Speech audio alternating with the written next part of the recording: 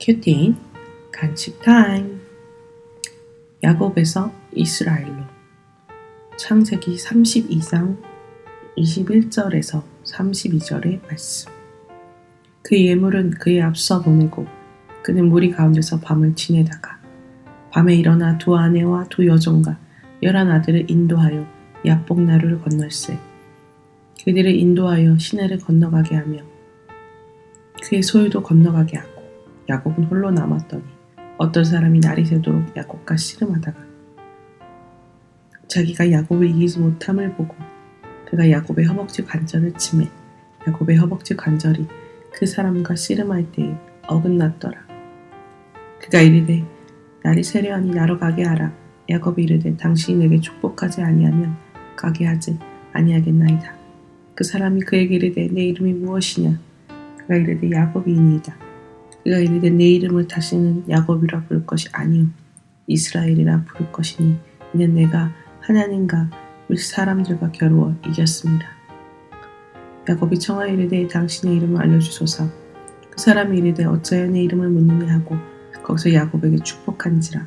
그러므로 야곱이 그곳 이름을 브니엘이라 하였으니 그가 이르기를 내가 하나님과 대면하여 보았으나 내 생명이 보존되었다 함이더라. 그가 브니엘을 지날 때에 해가 돋았고 그의 허벅다리로 말미암아 절었더라. 그 사람이 야곱의 허벅지 관절에 있는 둔부의 힘줄을 쳤으므로 이스라엘 사람들이 지금까지 허벅지 관절에 있는 둔부의 힘줄을 먹지 아니하더라. 아멘. 본문 해설입니다. 자신의 군대 가운데서 밤을 지내던 야곱은 자지 못하고 밤중에 일어나 가족과 모든 소유로 야복강을 건너게 합니다.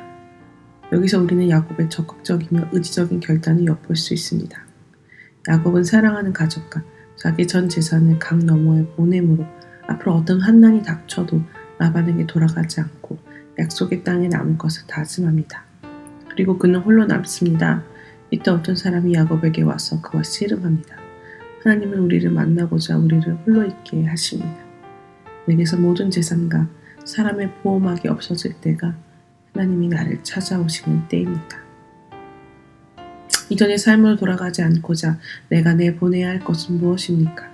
사랑하는 가족과 떨어지고 의지할 재산이 없어질 때가 하나님이 나를 만나러 오시는 때임을 믿습니까?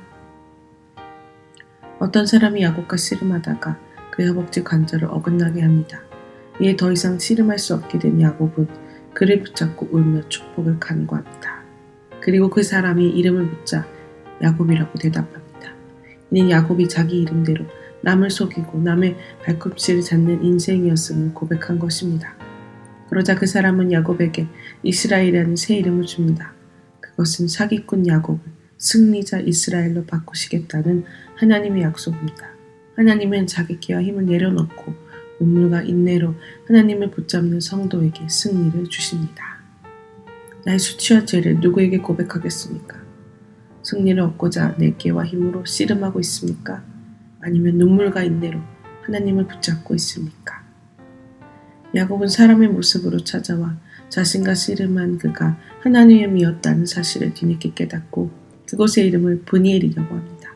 우리는 낯설고 위협적인 모습으로 찾아와 우리와 씨름하며 우리의 허벅지 관절을 치고 우리의 가치관과 인생의 방향을 바꾸도록 하는 그 사람의 이름을 당시에는 모릅니다. 그러나 세월이 흐르면 내가 만난 그 사람이 바로 하나님이었음을 깨닫게 됩니다. 내 둔부의 힘줄이 끊어지는 것이 하나님의 극진한 자비입니다. 내 힘의 근원이 끊어져 쩔뚝거리며 나아가는 성도 위에 하나님의 얼굴에서 비치는 승리와 희망의 해가 돋습니다. 나를 야곱에서 이스라엘로 만들고자 하나님이 극진한 자비로 치신 내 둔부의 힘줄은 무엇입니까? 나의 육이 무너질 때 영의 성전이 세워질 줄 믿습니까? 기도하기입니다. 사랑과 재산의 보호막 없이 홀로 남겨진 저를 만나주셔서 감사합니다. 내 힘으로 하나님과 씨름하는 제 둔부의 힘줄을 쳐서 저로 눈물과 인내로 기도하게 하시니 감사합니다. 이제 절뚝거리며 주께 나아가오니 브니엘의 아침 햇살을 받으며 승리와 희망의 빛을 발하는 새 삶을 살게 하옵소서. 묵상 간증입니다. 생명을 보존해 주신 하나님. 저는 청년의 때에 열심히 교회에 다녔지만 부유하고 잘생긴 외모에 끌려 불신 결혼을 했습니다. 몇 년 뒤 남편은 외도하고 집을 나가 혼외자를 낳고 살며 제게 이혼을 요구했습니다. 이에 30대 초반이던 저는 두 아이를 데리고 이혼하였습니다. 그 아이들에게 아빠를 만들어 온전한 가정을 이루게 해주고 싶어서 믿는 사람과 재혼했습니다. 하지만 저는 남편과 식당을 개업해 밤늦게까지 일하면서 정작 돌봐야 할 아이들을 신경 쓰지 못했습니다. 이후 저희 부부는 장사를 그만두면서 서로를 원망하며 지옥을 살다가 믿음의 공동체로 인도되었습니다. 저는 구속사의 말씀을 들으며 남편의 혈기를 견딜 수 있었고 남편이 딸을 성추행하는 사건에서도 어떤 경우에도 가정을 지킬만 하는 가치가 있다는 말씀이 천둥 소리처럼 들려 내 마음대로 가정을 깨지 않고 살아낼 수 있었습니다. 그렇지만 내가 피해자인데 참고 산다고 여기니 속으로 분이 나 남편을 정죄하며 사소한 일로 남편과 늘 다투었습니다. 그러다 어느 날 밤 직장 때문에 멀리 이사간 딸이 전화해서 엄마 나 자살 충동으로 죽을 것 같아요. 좀 도와주세요 라고 했습니다. 저는 곧바로 공동체의 기도를 부탁한 뒤 딸에게 달려가 불안해하는 아이 옆에서 밤을 새우며 악한 영으로부터 지켜달라고 간절히 기도했습니다. 그 일로 저는 10년 넘게 죄 많은 남편 뒤에 숨어 그를 정죄하면서도 가정이 깨질까봐 두려워하며 남편을 우상처럼 섬기고 있는 저 자신을 보게 되었습니다. 그리고 자기 연민에 빠져 우울해하며 아이들을 제대로 돌보지 못한 것을 회개했습니다. 그 후 부목사님을 모시고 드린 신방 예배 때 저희 부부는 딸 앞에 무릎 꿇고 너를 외롭게 하고 힘들게 해서 미안하다고 용서를 구했습니다. 그러자 딸은 처음으로 아빠에게 큰 소리로 화를 냈고 엄마는 나에 대한 죄책감으로 아빠랑 싸우지 말고 사이좋게 지내라고 말하며 아빠와 화해했습니다. 그 후 딸은 집 가까이로 이사를 오고 상담도 꾸준히 받으며 현재는 새로운 직장에 들어가 적응하고 있습니다.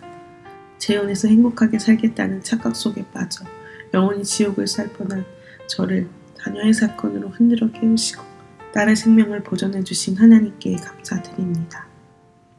적용하기입니다. 불안함이 올라올 때마다 교회 소그룹 모임에서 솔직히 나누고 기도하겠습니다.